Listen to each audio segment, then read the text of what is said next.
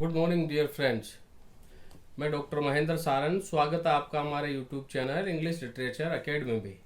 Dear student, आज हम इस वीडियो में डिस्कस करने जा रहे हैं एमए प्रीवियस 2021 पेपर थर्ड के बारे में, जो यूनिवर्सिटी ऑफ राजस्थान से बिलोंग है। इस पेपर के 3 सेक्शन है, जैसा कि मैंने दे रखा है MA previous paper third paper pattern.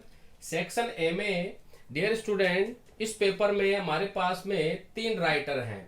William Collins की 2 पोएम है, ode to simplicity, ode to winning. बहुत अच्छी पोएम है, दोनों के दोनों में पेस्टोरल ब्यूटी को दिखाया गया है। यहाँ पर सिंप्लिसिटी का वर्णन कई तरीकों से किया गया है, जैसे संत वाणी से किया गया है, सच्चाई से की गई है, हिबुला के समुद्र तटों से किया गया है। और ओड टू इवनिंग में रात्रि की सुंदरता का बहुत ही सुंदर उदाहरण पेश किया गया है विलियम कॉलिंस के द्वारा। दोनों के दोनों ओड पोएम बहुत अच्छी पोएम है। और सिरेडान की है द रिबल्स है। और थॉमस ग्रे जो जाना जाता है अपने एलेजी पोएम्स के लिए, उसकी 2 पोएम हमारे सिलेबस में। Ode on the distant prospect of Eton college, इसमें इसने इटोन कॉलेज में जो अपने स्कूल कॉलेज के दिन जो व्यतीत किए, किस तरह का उसने वहां बसंत देखा, पतझड़ देखा, क्या पेस्टोरलिक ब्यूटी देखी, उसके बारे में इसने लिखा है। और ode on the death of a favourite cat है, यहाँ पर उसके मित्र की एक बिल्ली थी शेलिमा, इसके मित्र का नाम था वोलपोल। उसकी बिल्ली शेलिमा जिस तरह से उन चमकदार मछलियों को देख करके वह उस जार में गिर जाती है और अपना अंत कर लेती है, उस कहानी को इसमें बताया गया है। और इसके माध्यम से एक सटायर किया है कवि ने यहाँ पे कि स्त्रियां किस प्रकार सोने की चीजों आभूषणों के प्रति लालायित रहती है, जिस तरह से वो बिल्ली उन सोने की मछलियों के प्रति लालायित थी। तो एक तरह से व्यंग के रूप में लिखी गई कविता है, बहुत अच्छी कविता है दोनों की दोनों।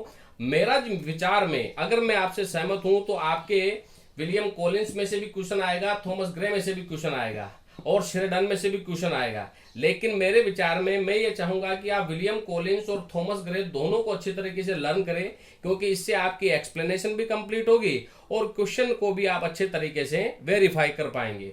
अब बात करते हैं सेक्शन बी की। सेक्शन बी में हमारे पास 4 राइटर हैं। विलियम वर्ड्सवर्थ का द प्रेल्यूड है, और एस.टी. कोलरिज की the rime of the ancient mariner है, कुबला खान है। मेरा विचार है कि आप एस.टी. कोलरिज को अच्छे तरीके से लर्न कीजिए, क्योंकि राइम ऑफ द एंशिएंट मरीनियर में कवि ने यहाँ पर बहुत ही सुंदर उदाहरण पेश किया है कि किस तरह से वह यात्रियों को लेकर के अपनी कहानी सुनाता है, वह कि किस तरह से वो समुद्री ध्रुव की यात्रा पे जाता है और किस तरह से वो उस पक्षी को मारने पर श्रापित हो जाता है और फिर सारे यात्री मर जाते हैं। इस तरह की एक कहानी है इसमें। कुबला खान जो कविता है बहुत अच्छी कविता है। ये सारी की सारी एस.टी. कोलरिज की कविताएं अधूरी कविताएं हैं। Kubla Khan, rime of the ancient mariner दोनों की दोनों अधूरी कविताएं हैं, लेकिन पेस्टोरलिक ब्यूटी का एक सुंदर उदाहरण प्रस्तुत किया गया है कुबला खान कविता में, जो एग्जंडू नाम का प्लेस रहता है, जहां पर जाकर वो अपने पूर्वजों के लिए एक बहुत ही सुंदर महल का निर्माण करता है, जहां पर प्राकृतिक सुंदरता पूर्ण रूप से छाई हुई है। सेले की पोएम है एडोनिस, और किट्स की ओड टू ग्रेशियन अर्न, जिसमें ताम्र पत्रों पर लिखे गए अर्न के बारे में बताया गया है। इस कविता को 5 भागों में लिखा गया है, हर भाग सोनेट में लिखा गया है। ओड टू नाइटिंगेल कविता भी बहुत अच्छी है। ओड टू मेलनकली, इसमें दुख व पीड़ा के बारे में बताया गया है। तो मेरा मानना यह है कि आप इस सेक्शन बी में एस.टी. कोलरिज और किट्स को याद कीजिए, क्योंकि एस.टी. कोलरिज और किट्स को याद करने से आप इसकी एक्सप्लेनेशन को भी अच्छे तरीके से कर पाएंगे, और इनमें लिखने को बहुत मैटर है। द प्रेल्यूड एक बहुत ही लॉन्ग रचना है और एडोनिस भी जो है थोड़ी जटिल रचना है, लेकिन मैं आपको सलाह देना चाहूंगा कि आप एस.टी. कोलरिज और किट्स को अच्छे तरीके से लर्न कीजिए। आप इन्हें अच्छे तरीके से लर्न भी कर पाएंगे और अपनी पूरी एक्सप्लेनेशन को अच्छी तरह से कवर कर भी पाएंगे।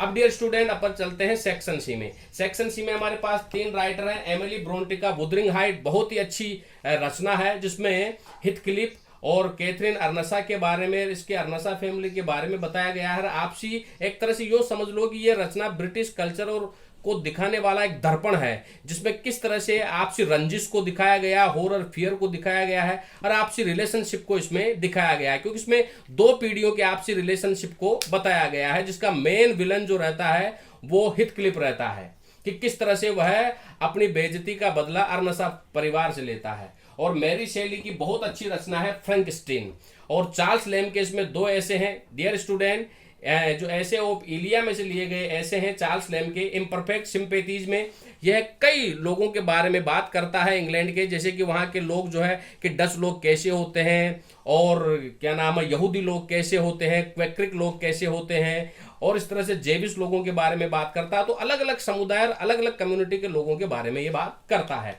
और ड्रीम चिल्ड्रन में ये बात करता है कि किस तरह से उसकी नानी जो नॉरफोल्क में रहती थी वो उसके भाई जॉन से प्रेम करती थी, और किस तरह से वो गर्मियों की छुट्टियों में सबको बुलाती थी, और किस तरह से लेखक का लैम्ब का रिलेशन अपने भाई से था, और किस तरह से दोनों अपना समय व्यतीत करते थे, और नानी का गहन प्रेम जो उसके भाई जॉन से था वो कितना था। उस प्रेम और उस रिलेशनशिप को बहुत अच्छे तरीके से लैम्ब ने ड्रीम चिल्ड्रन में बताया गया है, क्योंकि यहाँ पर कई सारे बच्चों को उसकी नानी ग्रीष्मकालीन की छुट्टियां बिताने के लिए वो बुलाया करती थी, लेकिन वो जॉन से ज्यादा प्रेम करती थी।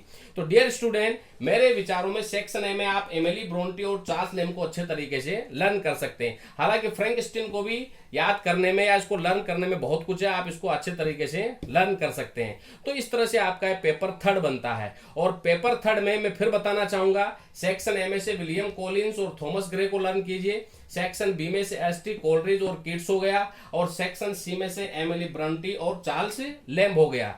कुछ ही दिनों में मैं इसके प्रमुख प्रश्नों का एक वीडियो भी बनाऊंगा, और उसके आधार पर आप अपने आप को तैयार कीजिए और एग्जाम पैटर्न के अनुसार आप अपने आप को उस एग्जाम की तैयारी कीजिए। तो वीडियो कैसा लगा, वीडियो को अंत तक जरूर देखें, लाइक सब्सक्राइब करें। Thank you very much dear friends.